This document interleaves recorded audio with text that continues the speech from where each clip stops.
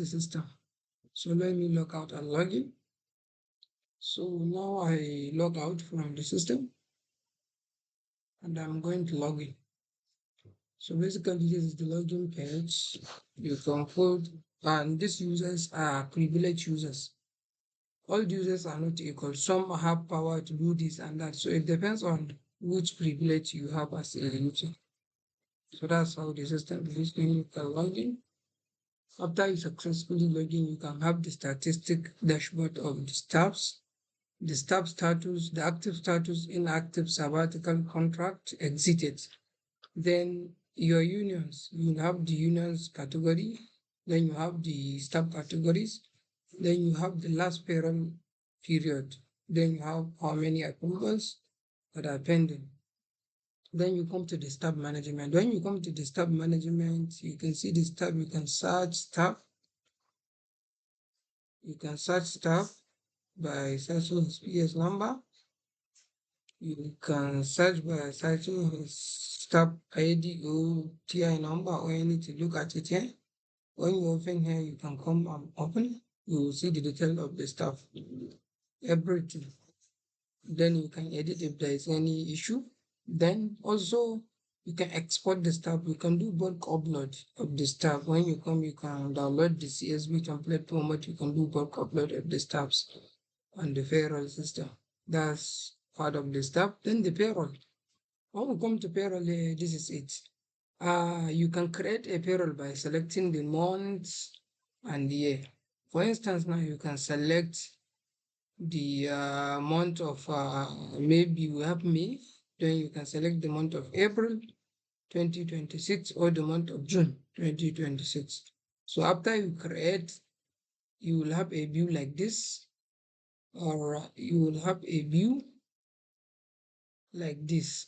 So you can run the payroll. When you click this run payroll, the payroll will be run. So that's part of the payroll. After you run the payroll completely, that means after deduction and promotions. This is the deduction we have. The deduction module, the allowances module is here. The allowances module, you can create allowances here by searching the step and putting the type of allowances, then I'm putting the amount, then the effective date when it will start. That's how it is. However, you can come and add by parameters. By parameters, maybe there is allowances that attach to some category of staffs or category of salary scale type or something. So you can come and set it here and put the amount effective and end date when it's going to end. Because even the allowance has a date that is supposed to end. Maybe if it is office allowances or anything, HOD or anything or something like that. Because the letter will indicate he has 2 years to be HOD or something like that. Then also we have where we can upload allowances using CSV in such a way where the stuff are bulky. That's part of it. Then also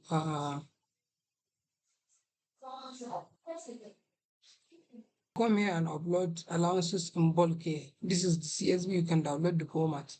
So that's part of it. Then when you come to deductions here like that, you can do deduction by single step.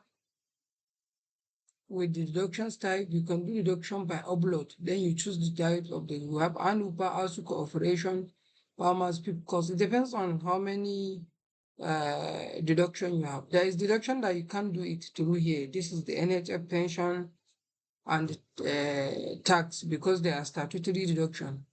That's how it is. So you can't run it. Then the arrears. Now, then the arrears. Look at the arrears here. When you come to select the arrears, come and select the salary of the arrears, then how many months, then arrears targeted month period, then payments month. So payment month and payment year. This is how you are going to put all that. That's for the arrears. Here you see it's only one staff that have arrears of May 2026 salary. So that's April 2026 salary, but the period of the payment is May 2026. So that's the module for the arrears. Then this is the reporting module. The reporting module comprises of so many things. You can have the summary of summary, general summary of the salary. You have the salary structure, gross annual total allowances, income tax, pension, NHF, union, other deductions, total deduction. Then net salary for each. Then you have total salary of this figure. So then you can download the Excel for consumption and doing that. Then you go back to the report. You have start by category. Again, junior, senior teacher. You can see their salary. Then you have another report by staff category. When you open, you will see all the staffs here. You can see their normal payroll salary with their gross and up to the net fee, how much will be paid for. Then you can sort by category, then you can print, you can go back to the sort. Then we have payment schedule where you can just open the payment schedule and upload direct to give me for payment. You can only see net salary on this one. So that's part of it. Then also other deductions. There is other deductions where you can see all the deductions that are taking place, all all the deductions here, and the step involved. At the end, you will see the total. So then also we have payment schedule, we have other deduction, union reports, NHF, report pension, tax, report tax. Then also this one for pension, if you want to know how much people contribute for pension, for the pension. So it will be part of the it you can see with the pension at the main pension. You can see all the pensions here with the total. So that's part of it. Then when we come to the configuration, you can create departments, you can create banks, you can create job titles, you can create pension admins, you can create salary scale. In this salary scale, you have to put the basic salary, that's the consolidated salary annually for each scale, grade, and step. Also, for we have what we call salary component. Salary component, like this coming of kata, all these things, they are non-taxable. We don't tax that one, so you can put them in the component so that they will not be taxed when running the salary. Then you come to the pension admins, then salary levels, top category, where you will have your categories. Then you have your unions. Then you have your unions here. You have your unions here. Then also you have staff roles, that's staff offices, the staff offices. Then you have employment types, where you can put the employment type based on the condition of service of the institution. Then we have deduction, all the deduction types. Then we have allowances types there. Then we have module access where people can have privilege and have their role. Yeah.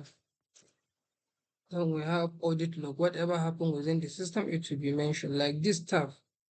Uh, I think this users that has been created, there is bulk user upload here. It will indicate who has been uploaded. Look at it here. It shows that 6 tab has been uploaded. Look at their details with their payroll ID and the staff number. So you have audit logs of all what happened within the system. So that's part of the system itself. So, and we have what we call approval workflow. Like now, if you come back to this payroll and open it, if you open one of it, you can see the pay slip of that stuff and see what is there, so that you will be updated within the system. That's it. Then also, if you go at the end, you will see the approval workflow. This is approval workflow. There is someone that submitted for review, and someone has reviewed, someone has approved. So that's the workflow of the system. This is what we have. We have initiator, reviewer, and approver. That's sequential approval workflow. So that's how it is. After approval, no any payroll can be run. because it has been approved. So that's how it is. You can see all the steps here with their variations and everything. You can decide it to open the payslip of the step like this. If you open it, to open, you can see it like this, the fare. So that's how it is. And this is so far what we have. Thank you all. I hope the system will be better and okay for you. And also with another initiation, the how the staff should receive the payslip is this. You can send email to the staff to receive their payslip, or else you can come back here and now we have what we call staff payroll. So now here staff should put his payroll number. Let's say for instance, let me copy this tab and see how we can receive the payslip.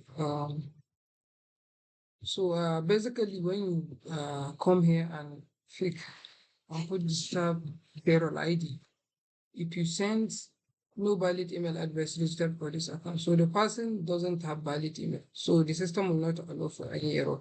So because the staff doesn't have email within the system, which is possible.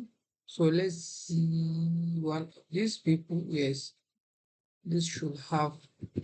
So you come back here and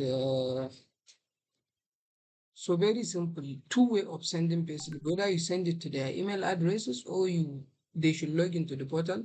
Then this tab will check his own email and see OTP one-time password to access his payslip. So after accessing his payslip, then he will see his payslip and download and print. Thank you all. So far this is the preliminary view of the system itself. Thank you.